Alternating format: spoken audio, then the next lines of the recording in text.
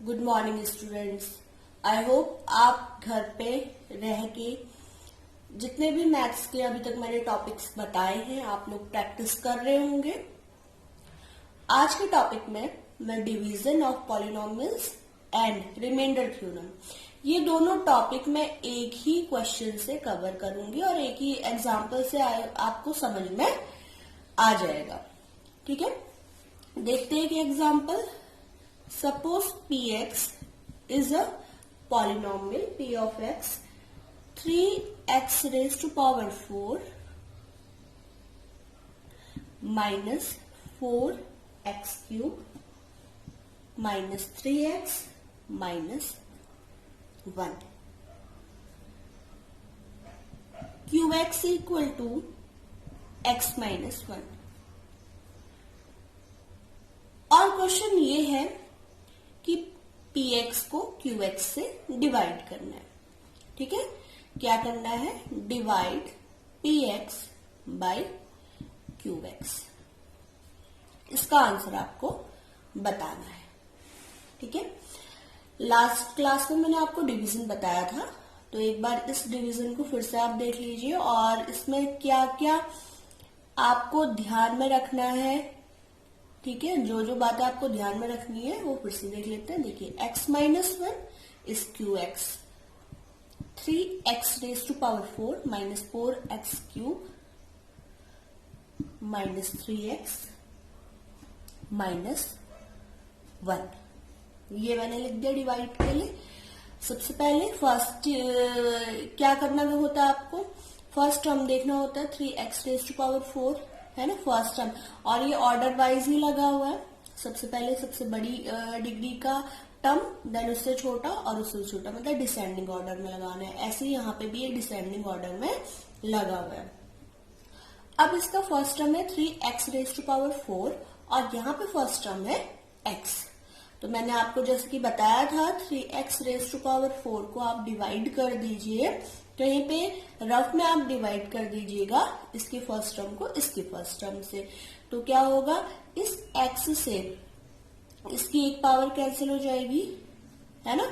x से x की, इस वाले x की एक पावर कैंसिल हो जाएगी, तो क्या आएगा? 3x raise to power 3।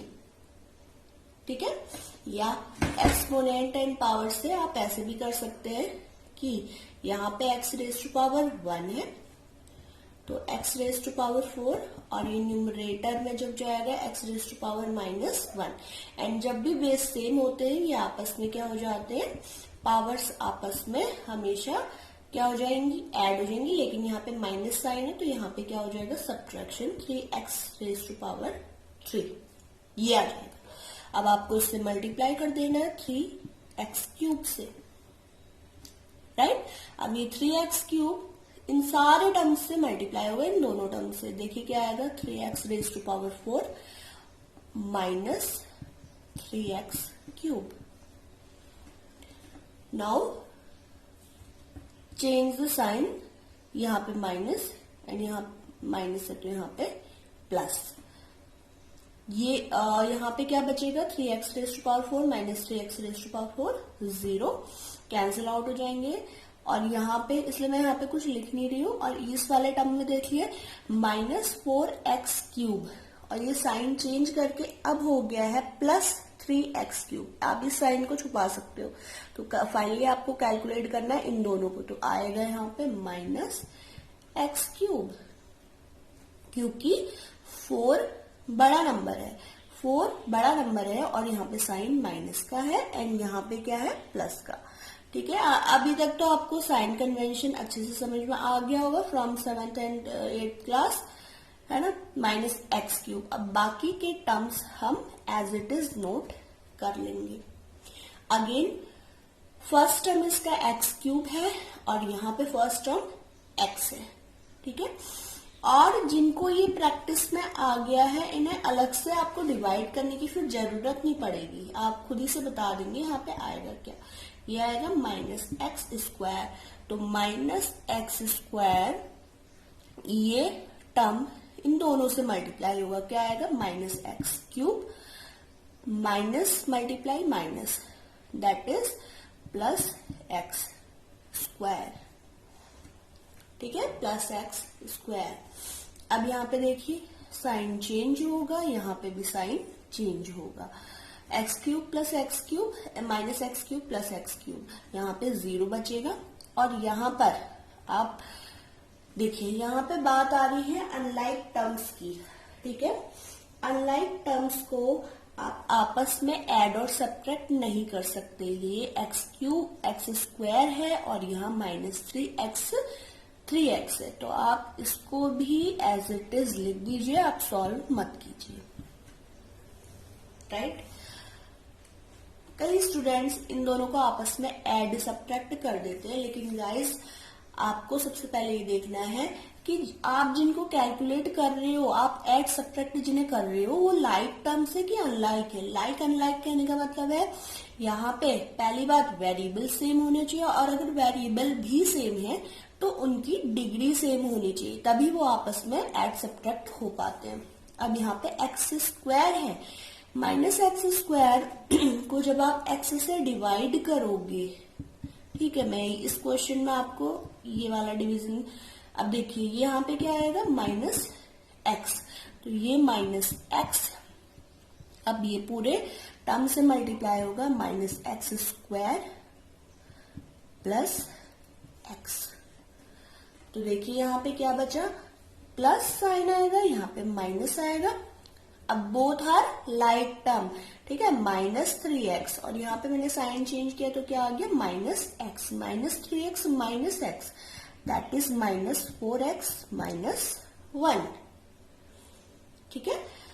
अब -4x divided by first term of x है, first term of this qx term, ये यहां से आ जाएगा -4, then multiply the whole term by -4, -4 multiply x -4x, and -4 -1 से मल्टीप्लाई होगा, यहाँ पे आएगा +4।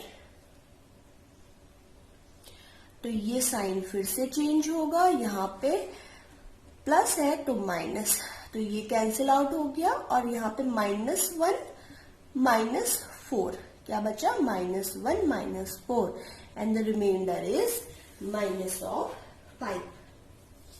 क्या बचा, रिमाइंडर -5 बचा।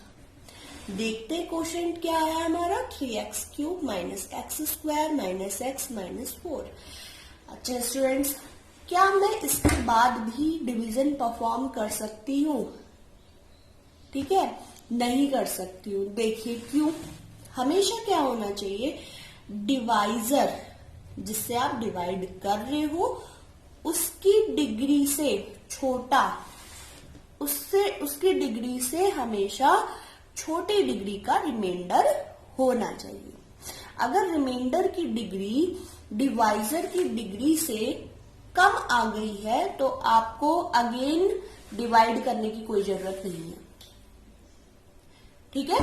यहाँ पे देखिए x + 1 की देखते हैं डिग्री ऑफ x + x - 1, यहाँ पे डिग्री ऑफ x - 1 क्या है, 1, एंड यहाँ पे कांस्टेंट टर्म आया है -5, तो डिग्री ऑफ -5 इज क्या होता है, कांस्टेंट की डिग्री क्या होती है, हमेशा 0 होती है, ठीक है। तो 1 इज ग्रेटर देन 0, तो यहाँ पे डिग्री बड़ी है और रिमाइंडर की डिग्री अब इससे छोटी आ चुकी है, तो आपको इसको डिवाइड करने की जरूरत नहीं, आपको इस क्वेश्चन को यहीं पे छोड़ देना है। आपको बताना है कि क्वेश्चन ये था, रिमाइंडर आपका -5 था, ठीक है। अब इसके साथ एक और चीज अटैच्ड है, मैंने बताया था आपको शुरू में, मैं इसी क्वेश्चन से डिवीजन ऑफ पॉलिनोमियल भी समझाऊंगी और रिमाइंडर थ्योरम भी समझाऊंगी। देखो -5 तो रिमाइंडर आ चुका है, अब नेक्स्ट आपको क्या करना है, अगर आप यहाँ पे x - 1 है, देखिए यहाँ पे क्या आया है, x - 1, इस x - 1 को, इसका 0 क्या हो जाएगा, x - 1 का जीरो, क्या हो जाएगा, zero of x minus one is +1। ठीक है, +1 है इसका जीरो, क्योंकि क्या करते हैं x माइनस वन को इक्वेट करते हैं जीरो के, और तो x इक्वल टू क्या आ जाएगा 1, तो ये इसका जीरो हो गया। ठीक है, जिन्होंने जीरो वाली क्लास अभी भी नहीं देखी है, लेक्चर नहीं देखा है, एक बार आप देख लीजिएगा। तो ये 1 आ चुका है। अगर मैं इस 1 को इस होल, ये जितना भी क्या डिविडेंड है, इसमें रख दूं x की जगह पे, तो क्या आता है देखते हैं। देखिए, p of x equal to क्या था, 3x raise to power 4 minus 4x cube minus 3x minus 1, ये था। अब मैंने क्या करना है, x की जगह पे 1 को पुट करना है। 3 1 raise to power 4 minus 4 1 cube minus 3 x की जगह पे 1 रख देना है। तो क्या आएगा, इसको सॉल्व करके क्या आएगा, 3 and minus 4, 1 cube is 1, minus 3 into 1 minus 3 minus 1। तो 3 माइनस सेम साइन है, तो इन 3 नंबर्स को आप ऐड कर सकते हो, सेम साइन है क्योंकि इनके सामने, माइनस क्या आ जाएगा 8 एंड द आंसर इज -5। तो आपको p ऑफ 1 क्या मिला, -5। और क्या है इसमें सरप्राइजिंग, इसमें सरप्राइजिंग ये है कि p ऑफ 1 -5 है, और यही क्या है इस क्वेश्चन के लिए रिमाइंडर आया, इस डिवीजन के लिए रिमाइंडर भी -5 है। और जब आपने यहाँ पे जीरो की वैल्यू, x माइनस 1 के जीरो की वैल्यू इस पूरे डिविडेंड में पुट करी, तो क्या हुआ, -5 आपको यहां से भी मिला। तो इससे आपने रिमाइंडर फाइंड आउट कर लिया है ना, इसी से आपने क्या कर लिया, रिमाइंडर को फाइंड आउट कर लिया। इसका मतलब क्या है, जब भी आप क्या करते हो, किसी भी पॉलिनोमियल से डिवाइड करते हो, ठीक है, तो क्या होता है, जो डिवाइजर का जीरो है, डिवाइजर के जीरो को डिविडेंड में पुट करने के बाद हमेशा क्या मिलेगा, आपको रिमाइंडर मिलेगा। ठीक है, अब इसको एक जनरल वे में बता देते हैं आपको।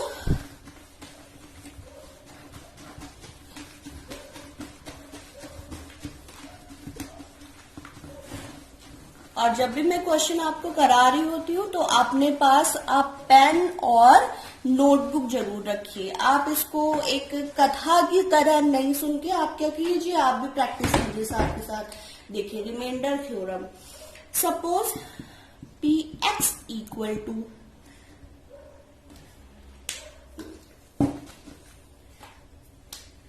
हमेशा होता क्या है, dividend equal to quotient multiply divisor, ठीक है, प्लस क्या होता है, रिमाइंडर।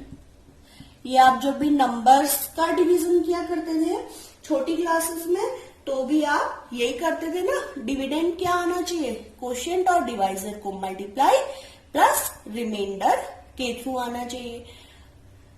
अब इसमें क्या करते हैं, सपोज डिविडेंड है px, ये जनरल टर्म में मैं बता रही हूं, अगर आपको इसमें इंटरेस्ट नहीं है, आप क्वेश्चन से ही समझ गए होंगे। qx कोशेंट है, सॉरी qx हमारा डिवाइजर है, और कोशेंट जो मैं ले रही हूं that is x minus a and remainder is r। ठीक है, रिमाइंडर मैं r ले रही हूं। अब देखिए, अगर यहाँ पे कोशेंट का जीरो पुट कर दिया जाए हर जगह, कोशेंट का, क्योंकि वहां पे भी आप अभी डिवीजन किया था, हमने क्या किया था, जो आपका सॉरी डिवाइजर का जो क्या था, जैसे वहां पे x माइनस 1 था, तो उसका जीरो क्या आया, 1 आया ना। तो ऐसे ही डिवाइजर का जो जीरो है, अगर वो पुट कर देते हैं, देखिए क्या होगा, x माइनस ए का जीरो ऑफ x माइनस ए क्या होगा, प्लस ए होगा। अब इस प्लस ए को मैं यहाँ पे पुट कर देती हूँ, p of a equal to q of a and x की जगह पे a minus a plus r. ठीक है, तो p of a equal to a minus a is 0, 0 multiply q of a divisor है ना, कोशेंट सॉरी, ये दोनों मल्टीप्लाई होकर क्या आ जाएगा, 0 आ जाएगा और यहाँ पे क्या बचेगा, रिमाइंडर आर बचेगा। ठीक है, फिर से एक बार देख लेते हैं। लेट डिविडेंड हमेशा क्या होता है, डिविडेंड होता है quotient multiply divisor plus remainder. आप अपना डिवीजन छोटे क्लासेस में आप ऐसे ही चेक किया करते होंगे, है ना, क्लास 5th में भी हमने ये सीखा था। अब let the dividend is px and the divisor is x minus a, quotient is qx and the remainder is r। तो करना क्या है, डिवाइजर का 0 पुट करना है। डिवाइजर का 0 a आ गया, a की वैल्यू आप हर जगह पुट कर दीजिए जहां जहां पे x है। तो यहाँ पे सॉल्व हो गया, आपको क्या मिला, ये वाला टर्म 0, क्योंकि a माइनस ए इज 0। तो p of a equal to r, that is remainder for this division. ठीक है, और इस रिमाइंडर की डिग्री हमेशा क्या होनी चाहिए, इसको भी मैं ये वाला स्टेटमेंट भी, ताकि आप नोट कर ले, degree of remainder should be less than, क्या होनी चाहिए, डिग्री ऑफ डिवाइजर ये होनी चाहिए। और आपको तब तक डिवीजन करते रहना है जब तक आपको डिग्री लेस देन ना मिल जाए रिमाइंडर की। थैंक यू, आई होप आपको समझ में आया होगा, वरना आप कमेंट कर दीजिए इसमें जो भी आपकी क्वेरी है।